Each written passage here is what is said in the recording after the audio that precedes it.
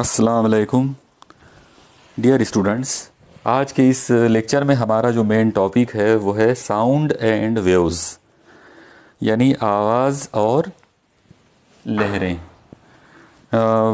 यहाँ पर आप सबसे पहले याद रखिए कि वेव्स जो हैं मतलब लहरें या मौजें, ये दो किस्म की होती हैं। इनको हम दो अलग अलग टाइप्स में डिवाइड कर सकते हैं। पहली टाइप होती है मैकेनिकल वेव्स, ओके, और दूसरी होती है non mechanical waves. Mechanical waves जो हैं इनको हम उर्दू में कह सकते हैं मेकानिकी लहरें, और नॉन मैकेनिकल वेव्स जो हैं इनको हम कहते हैं गैर मैकानिकी लहरें। अब इसके बाद सवाल ये आता है कि ये है कौन लोग, मतलब इनकी तारीफ़ें क्या है।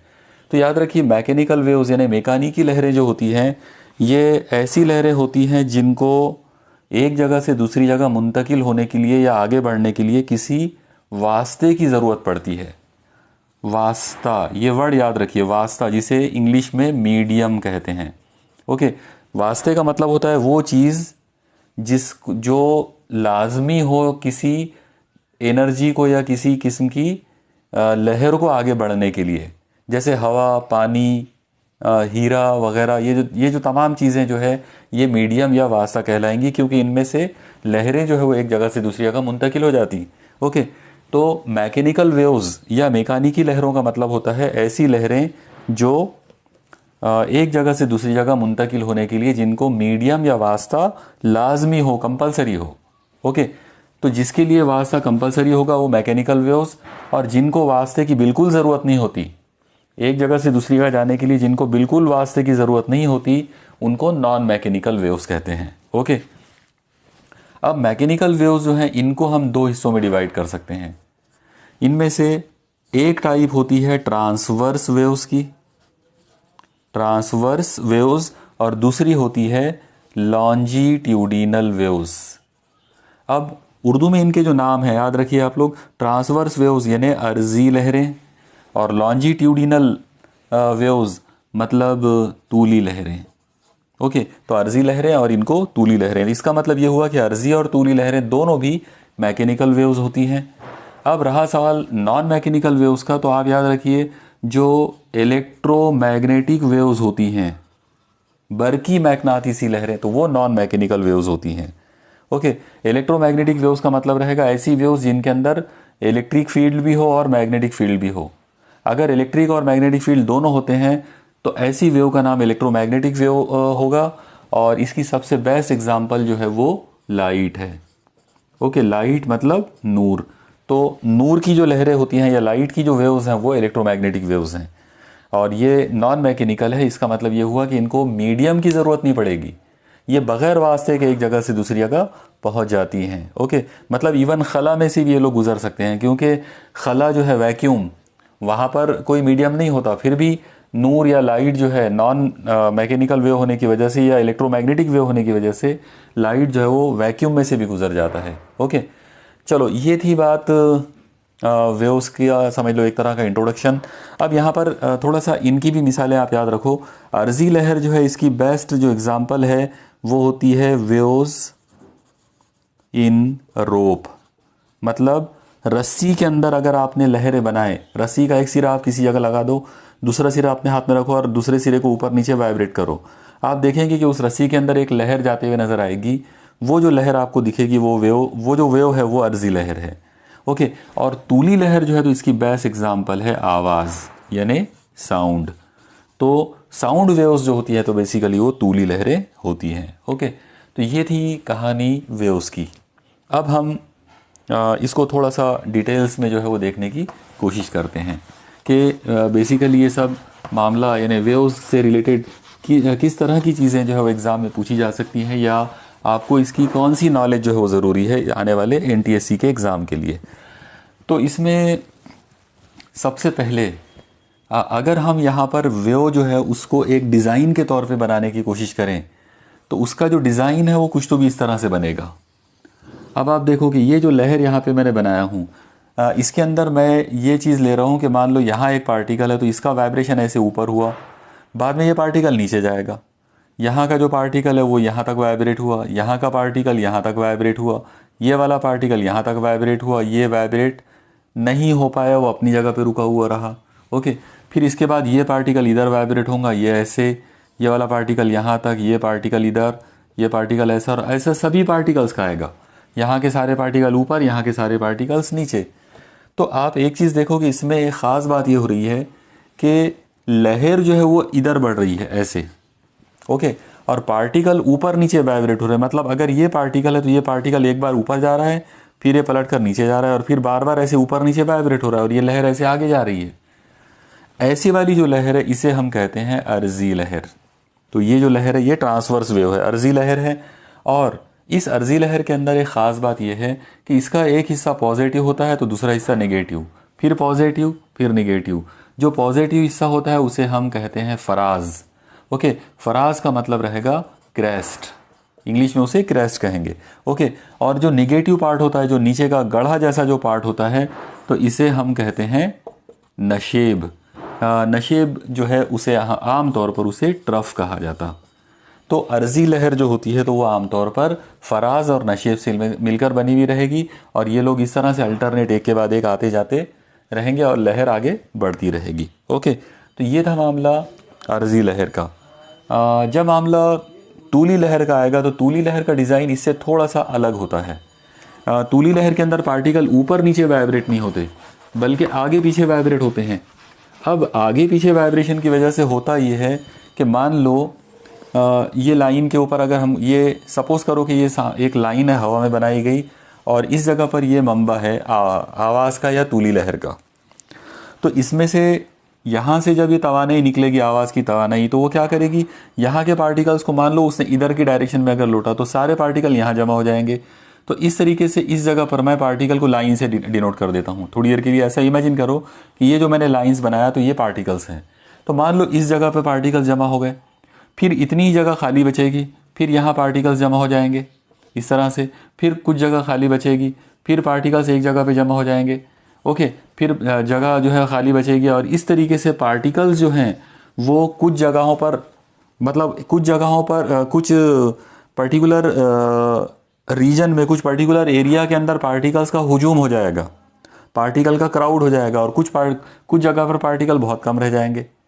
फिर कुछ इलाकों के अंदर पार्टिकल बहुत ज़्यादा जमा हो जाएंगे, कम जगह में ज़्यादा पार्टिकल जमा होंगे।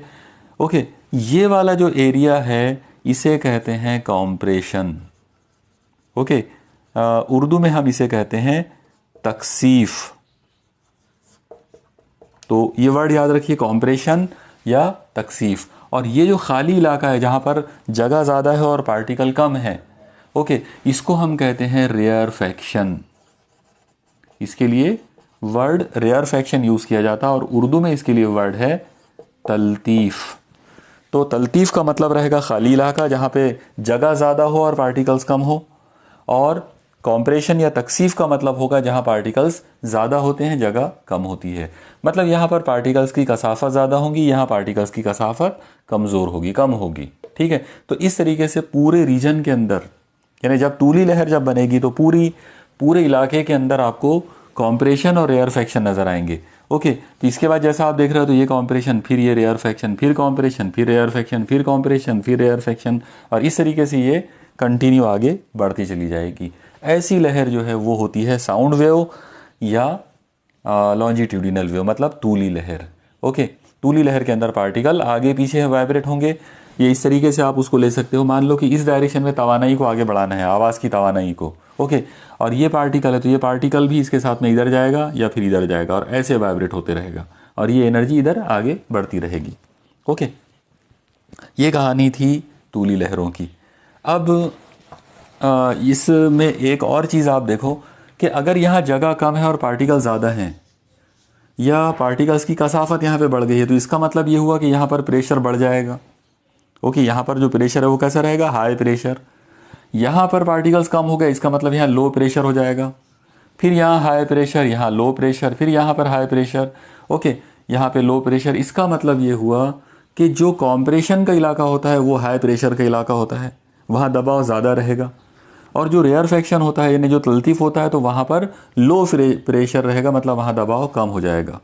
तो जब भी हम साउंड वेव की बात करते हैं या तूली लहर की बात करते हैं, उसके अंदर पूरा जो लहर है, पूरा जो इलाका है, वो उसमें प्रेशर जो है वो चेंज होने लग जाता। उसके अंदर हवा का जो दबाव यानी ज़र्रात का जो दबाव है वो कुछ इलाकों में दबाव बढ़ता, फिर बाजू में कम हो जाता, फिर उसके बाजू में बढ़ जाता, फिर उसके बाजू में कम हो जाता। इस तरह से दबाव के कम ज़्यादा होने की वजह से जो इलाका पूरा जो तैयार होता है तो वो एक्चुअली तूली लहर होती है। तो ये है लॉन्जिट्यूडिनल वेव की पूरी डिटेल्स। ओके, यानी इस तरीके से तूली लहर होती है और इस तरीके से साउंड जो है, आवाज़ जो है वो एक जगह से दूसरी जगह आगे की सिमत में बढ़ते चले जाता है। ठीक है, अब हमको यहाँ पर कुछ बहुत ही इंपॉर्टेंट टर्म्स को देखना है। तो उसके लिए बेहतर ये होगा कि हम अर्जी लहर को ध्यान में रखकर मतलब बहुत सारी टर्म्स को पढ़ सकते हैं। वैसे ये जो टर्म्स हम पढ़ने वाले हैं तो दुनिया की हर लहर के लिए लागू होगा। ओके, आप देखो सबसे पहले ये वाली जो पोजीशन है जहाँ पर पार्टिकल इब्तदाई तौर पे होगा, इसको हम लोग बोलेंगे औसत मकाम या मरकज़ी मकाम। यानी ये सेंट्रल पोजीशन है पार्टिकल की, ये मीन पोजीशन है। ये वो जगह है जहाँ पर पार्टिकल पहले था एनर्जी आने से पहले। जब उसको एनर्जी मिली तो वो यहाँ से निकल कर वाइब्रेट होकर यहाँ गया, फिर बाद में नीचे आया, फिर ऊपर गया, फिर ऐसे वाइब्रेशन शुरू कर दिया उसने ऊपर नीचे। ओके, यहाँ ये वाली जो मकाम है तो ये औसत मकाम या मरकज़ी मकाम, और ये उसका इंतहाई मकाम है। इंतहाई मकाम इसलिए एक्सट्रीम पोजीशन, इंतहाई मकाम इसलिए क्योंकि वो इसके ऊपर नहीं जाएगा। ओके, तो इसलिए ये एक्सट्रीम पोजीशन इंतहाई मकाम है। इन दोनों मकामात के बीच का ये जो फासला है तो इसे कहते हैं हैता या एम्पलीट्यूड। ओके, एम्पलीट्यूड का मतलब रहेगा जब हम कोई लहर की बात करते हैं, कोई भी लहर, उस लहर में मरकज़ी मकाम या औसत मकाम और इंतहाई मकाम के बीच का जो गैप होता है उसे हैता या उसे उर्दू में हैता और इंग्लिश में एम्पलीट्यूड कहते हैं। ओके, याद रखो कि एम्पलीट्यूड जो है वो हमेशा तवानाई की मिकदार को ज़ाहिर करता है। तवानाई की जो मिकदार होगी वो एम्पलीट्यूड पर डिपेंड करेगी। अगर तवानाई कम है तो एम्पलीट्यूड कम होगा, अगर तवानाई ज़्यादा है तो एम्पलीट्यूड ज़्यादा होगा। ओके, ये थी कहानी एम्पलीट्यूड की या हैता की। अब हम थोड़ा सा इसको और आगे बढ़ाते हैं। आप लोग देखो, यहाँ इस जगह से ऐसा लग रहा है कि यहाँ से ये वेव शुरू हो रही है, लेकिन यहाँ आने के बाद वो आधी हो गई क्योंकि ये पॉजिटिव पार्ट एंड हो गया, फिर ये नेगेटिव पार्ट शुरू हुआ, वो यहाँ एंड हो गया, फिर यहाँ से पॉजिटिव पार्ट आ गया। तो ये पॉजिटिव पार्ट और ये वाला पॉजिटिव पार्ट, ये पहला पॉजिटिव पार्ट है, ये दूसरा पॉजिटिव पार्ट है, दोनों के बीच में ये वाला जो गैप है इसे कहते हैं तूले मौज। ओके, मतलब वेव लेंथ। इंग्लिश में इसे कहेंगे वेव लेंथ और उर्दू में इसे कहेंगे तूले मौज। इसे लैम्डा से जाहिर करेंगे, उसकी जो अलामत है वो लैम्डा होती है। तूले मौज का मतलब होता है एक फराज से लेकर अगले फराज के दरमियान का फासला, या एक नशेब से लेकर अगले नशेब के दरमियान का फासला जो है वो तूले मौज या वेवलेंथ कहलाता है। ओके, फिर इसके बाद हम एक और टर्म की तरफ चलते हैं। अगली जो टर्म हमको देखना है वो ये है कि एक पर्टिकुलर पॉइंट से जब ये लहर गुजरेगी तो एक सेकंड में कितनी लहरें गुजरेंगी। ओके, एक सेकंड के अंदर जितनी भी मौजें या जितनी भी लहरें गुजरेंगी उनको फ्रीक्वेंसी कहा जाता। तो ये भी एक वर्ड आप याद रखो, फ्रीक्वेंसी। इसका मतलब होता है एक सेकंड में तैयार होने वाली लहरों की तादाद। ओके, मौजों की तादाद, वेव्स का नंबर। एक सेकंड के अंदर जितनी भी वेव्स बनेंगी, जितनी भी लहरें बनकर गुजरेंगी एक पर्टिकुलर पॉइंट में से, हम कहेंगे कि वो जो नंबर है वो फ्रीक्वेंसी होता है। उर्दू में इसके लिए दो अल्फाज इस्तेमाल किए जाते हैं, तवातिर और ताअद्दुद। तो ये दोनों भी अल्फाज जो हैं वो आप ध्यान में रखिए। ओके, तो ये था मामला तवातिर का। अब हम अगली चीज़ की तरफ चलते हैं और वो अगली जो चीज़ है वो है लहर की रफ्तार। आप याद रखो, जब हम रफ्तार की बात करते हैं आम तौर पर तो रफ्तार का मतलब होता है फासला बटे वक्त, बराबर है। तो अगर मैं वक्त की कीमत को एक सेकंड ले लूँ तो ये क्या हो जाएगा, रफ्तार बराबर आ जाएगा फासला बटे एक को लिखने की ज़रूरत नहीं, मतलब रफ्तार फासले के बराबर हो जाएगी। तो इस पर से मैं तारीफ़ बना सकता हूँ कि लहर की जो रफ्तार होती है वो होती है फासले के बराबर जो एक सेकंड में तय हो। तो लहर के ज़रिए एक सेकंड वक्त में तय होने वाले फासले को लहर की रफ्तार कहते हैं। ओके, ये हो गई लहर की रफ्तार के ताल्लुक से। इसे आमतौर पर हम v से ज़ाहिर करेंगे। ठीक है, अब यहाँ पर एक बहुत ही इंपॉर्टेंट फार्मूला आने वाला है जिससे रिलेटेड सवाल एग्ज़ाम में पूछने के बहुत ज़्यादा चांसेस हैं। और वो फॉर्मूला इस तरह से है, लहर की रफ्तार इज़ इक्वल टू तवातिर ज़रब तूले मौज। ओके, लहर की जो रफ्तार है वो हमेशा काय के बराबर होती है, तवातिर और तूले मौज के हासिले ज़रब के बराबर। मतलब velocity is equal to frequency into wavelength. Okay, n जो है वो फ्रीक्वेंसी है और लैम्डा जो है तो वो वेवलेंथ है। तो तवातिर यानी फ्रीक्वेंसी और तूले मौज यानी वेवलेंथ, इन दो लोगों का जो प्रोडक्ट है, इन दोनों का जो हासिल ज़रब है वो हमेशा लहर की रफ्तार होती है। ओके, तो ये था मामला एक इम्पॉर्टेंट फार्मूले का। सबसे पहले मैं इसी फार्मूले को बेस बनाकर आप लोगों को एक सवाल जो है करके बताता हूँ। मान लो कि आपको ये दिया जाए कि हवा में आवाज़ की जो रफ्तार है वो मान लेते हैं कि 340 मीटर पर सेकंड है। ओके, और उसका जो तूले मौज है सपोज़ करो कि वो 10 मीटर है, तो बताओ उसकी तवातिर क्या होगी। इस तरह का सवाल पूछ सकते हैं कि लहर आवाज़ यानी हवा में आवाज़ की जो रफ्तार है वो 340 मीटर पर सेकंड है, उसका तूले मौज मान लो कि 10 मीटर है, तो फिर उसकी तवातिर क्या होगी। इस तरह का सवाल अगर आता है तो आप सिंपल वे में ऐसा करेंगे, v is equal to n into lambda. मतलब फॉर्मूला हमारा v, n और लैम्डा का रिलेशन, इसको रट लो, इसको याद कर लो। ये हो जाएगा v, उसकी कीमत है 340, इज़ इक्वल टू n हमको मालूम करना है, और लैम्डा उसकी कीमत है 10। ये ज़ीरो से ये ज़ीरो कैंसिल हो गया, इसका मतलब n इज़ इक्वल टू आ जाएगा 34। अब सवाल आएगा कि इसके आगे हम इकाई क्या रखें, तो याद रखो इसकी यूनिट जो है वो होती है हर्ट्ज़। ओके, HERTZ, हर्ट्ज़, इसे शॉर्ट में HZ लिखा जाता। तो हर्ट्ज़ जो है वो तवातिर की इकाई है। तो इस सवाल का जो जवाब होगा वो 34 हर्ट्ज़ होगा। ओके, तो इस तरह से बहुत सारे सवाल जो है वो बनाए जा सकते हैं। ये तो मैंने सिंपल नंबर देकर आपको बताया, इससे ज़्यादा मुश्किल मतलब मुश्किल सवाल जो है वो बनाए जा सकते हैं। यहाँ पर एक और मुश्किल ये पैदा की जा सकती है कि ये जो तूले मौज है इसको आपको सेंटीमीटर में दिया जा सकता है। अगर ये सेंटीमीटर में हो तो फिर उसको मीटर बनाकर हमको सॉल्व करना पड़ेगा। चलो एक सवाल वैसे ही कर लेते। सपोज़ करो कि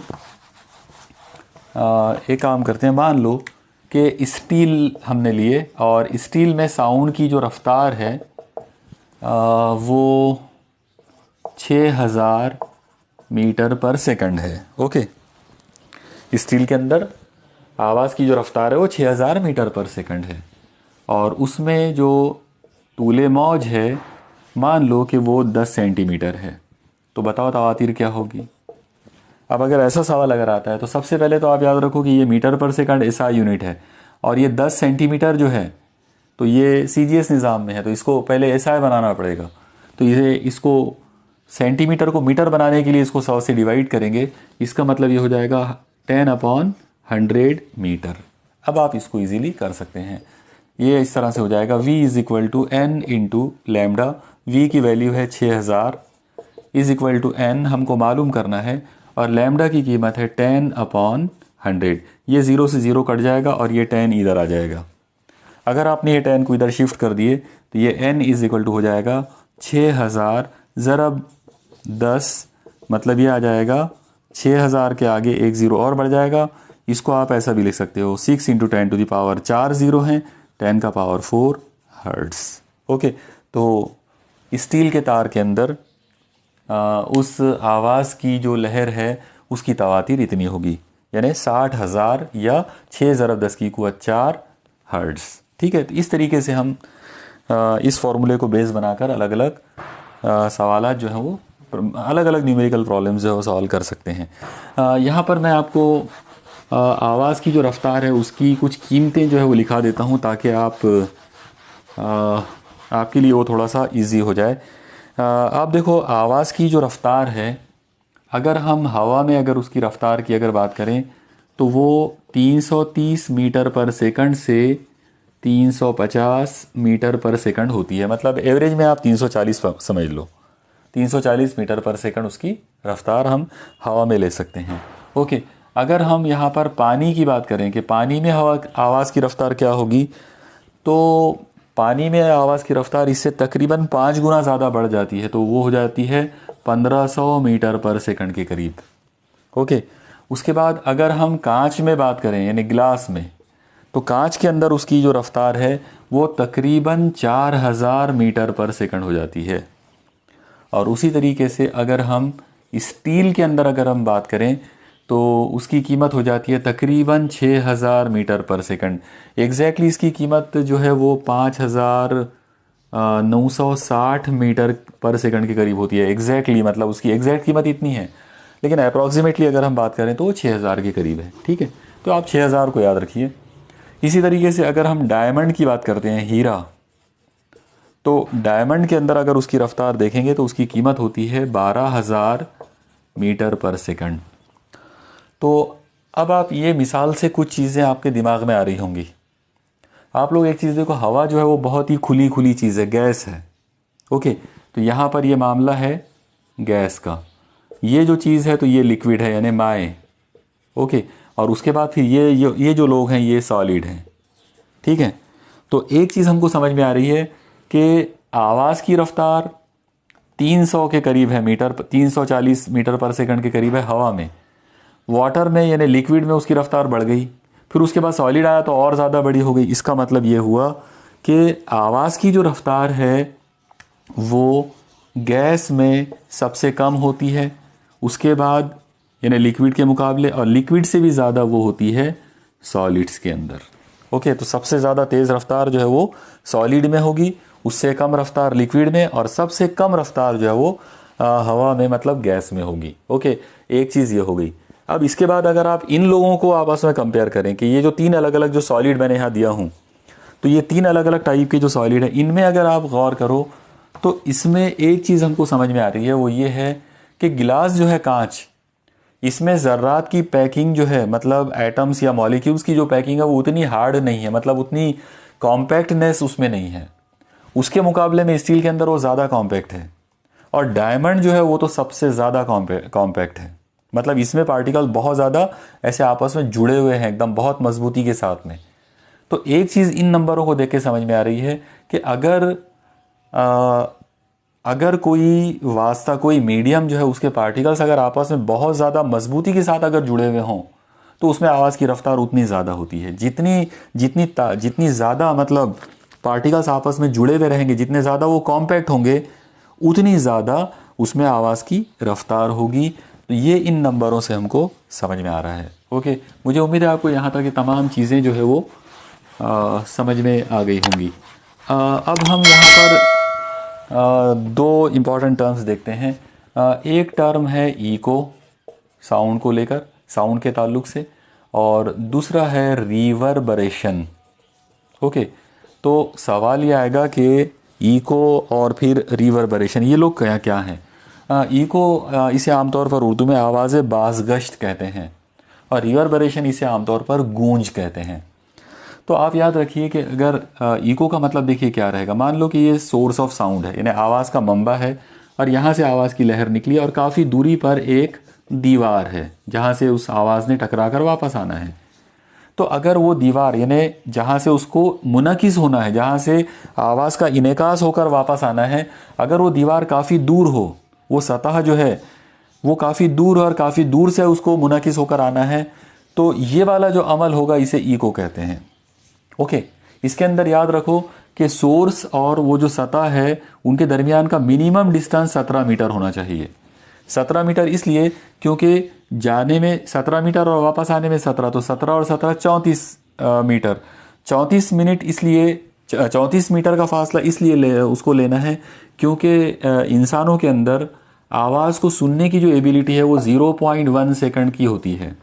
0.1 सेकंड के अंदर अगर कोई आवाज़ आ जाए तो हम उसको सुन नहीं सकते। 0.1 सेकंड के बाद जो आवाज़ आएगी तो उसे हम क्लियर अंदाज में सुन सकते हैं, इसलिए ये कंडीशन लगाई गई है। ओके, तो आप ये नंबर भी याद रखो और ये नंबर भी याद रखो कि इको अगर पैदा करना है, आवाज़ बाज़गश्त अगर पैदा करना है, तो इनेकास वाली जो सतह है वो क्या कम से कम कितनी दूरी पर हो, तो कम से कम वो 17 मीटर की दूरी पर होना। 17 मीटर इसलिए इसको एक बार आप लोग इधर ध्यान देके समझ ही लो। बल्कि आप देखो, हमने अभी अभी देखा था कि वेलोसिटी इज इक्वल टू होता है डिस्टेंस अपॉन टाइम। ओके, और वेलोसिटी जो है वो है 340 मीटर पर सेकंड, एवरेज कीमत उसकी। डिस्टेंस जो है वो कितना लेना पड़ेगा कि टाइम जो है ये वाला हो, यानी 0.1 हो, तो डिस्टेंस को इधर ला, ये टाइम को इधर ला लो, ये आ जाएगा डिस्टेंस इज इक्वल टू 340 ज़रब 0.1 मतलब 34 मीटर। तो यहाँ पर ये जो सोर्स ऑफ साउंड है, अगर यहाँ पर वो आवाज़ को वापस आना है तो 34 मीटर का उसने फासला कवर करना चाहिए। अब 34 मीटर का फासला कब कवर होगा, जब जाते टाइम पर 17 मीटर हो और वापस आते टाइम पे 17 मीटर हो, तो 17 और 17 34। तो ये कहानी उसके पीछे है। ओके, तो ये था मामला इको का या आवाज़ बाज़गश्त का। तो अगर रिफ्लेक्टिंग सरफेस यानी मुनकिस करने वाली जो दीवार है, अगर वो कम से कम 17 मीटर की दूरी पर हो, तो जब आवाज़ वापस आएगी, टकरा कर जो मुनकिस होकर जो आवाज़ वापस आएगी, उसे हम आवाज़ बाज़गश्त कहेंगे। ओके, अब यहाँ पर मामला आता है कि रिवर्बरेशन क्या है, गूंज क्या चीज़ है। तो आप इसको ऐसा इमेजिन करो कि मान लो ये सोर्स ऑफ साउंड है और यहाँ से आवाज़ की एक लहर गई और ये दीवार है, मगर ये दीवार 17 मीटर के अंदर है। मतलब आप उसको 15 मीटर, 10 मीटर, 12 मीटर, 8 मीटर, कुछ भी आप इमेजिन करो, 17 से छोटा नंबर ले लो।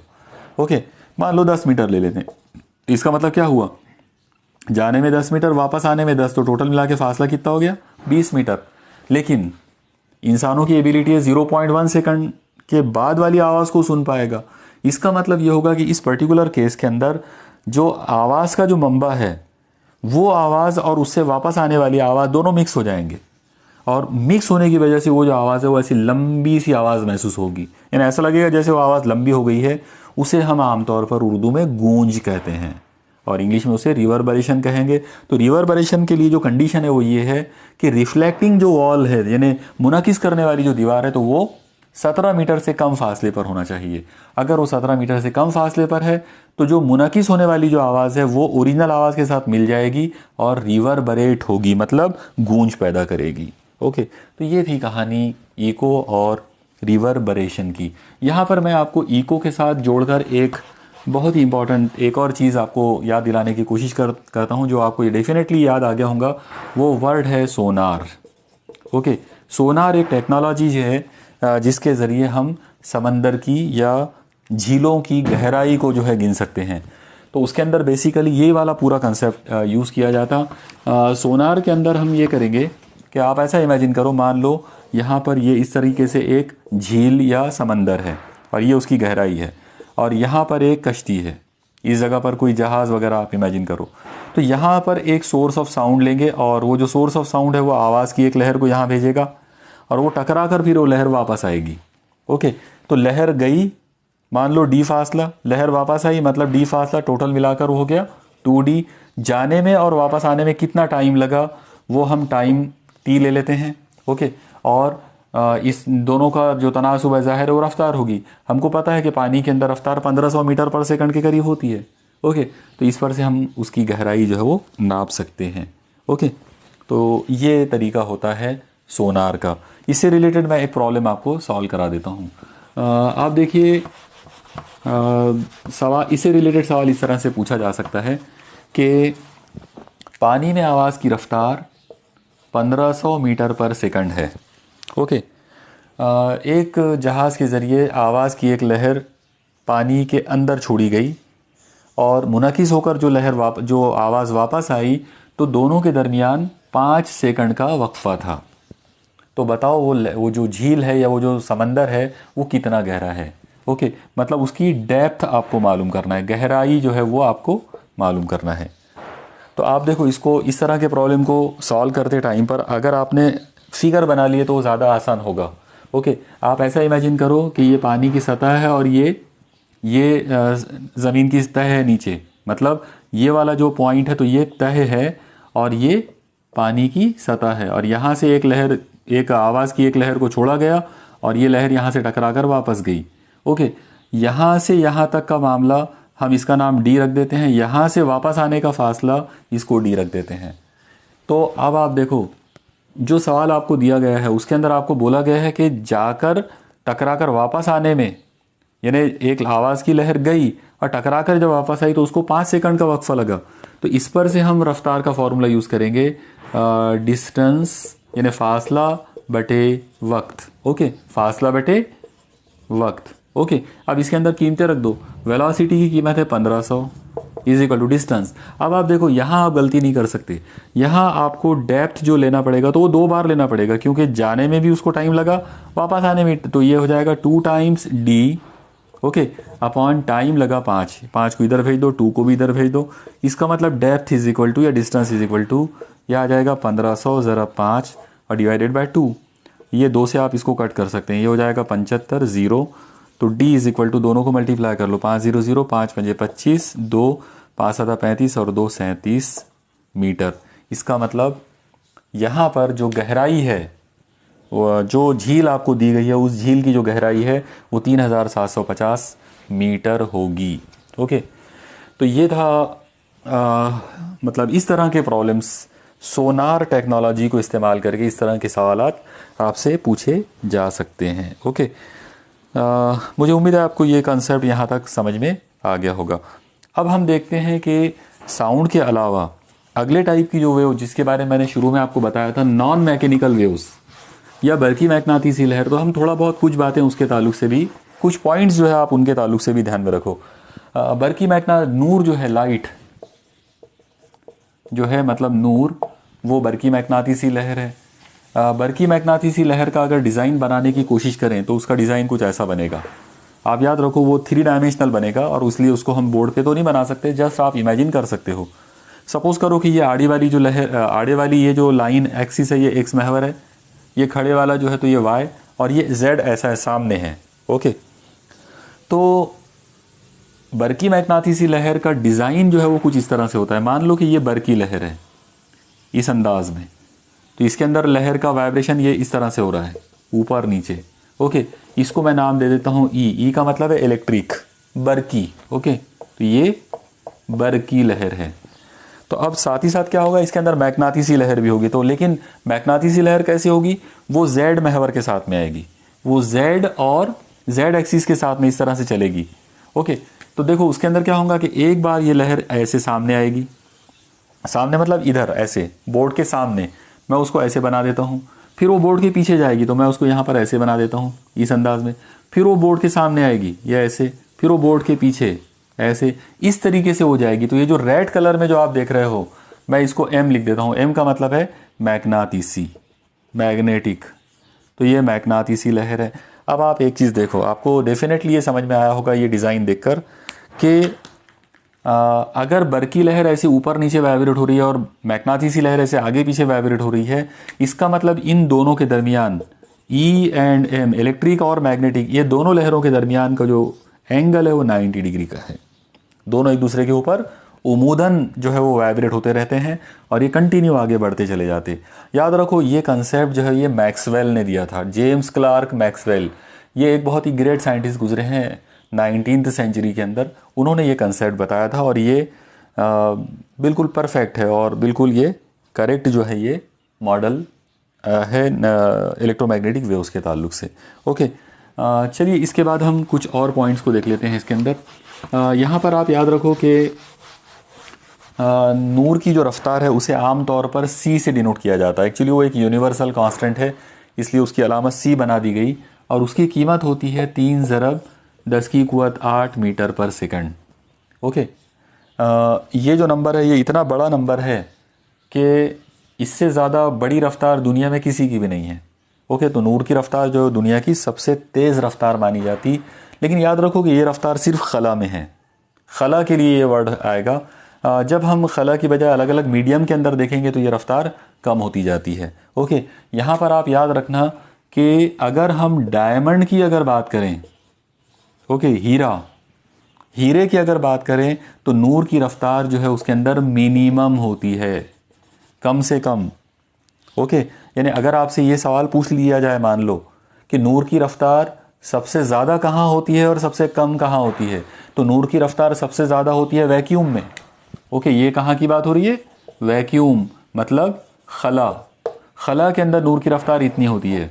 ओके, और जब हम डायमंड की बात करेंगे, हीरे की बात करेंगे, तो उसकी रफ्तार कम से कम होती है।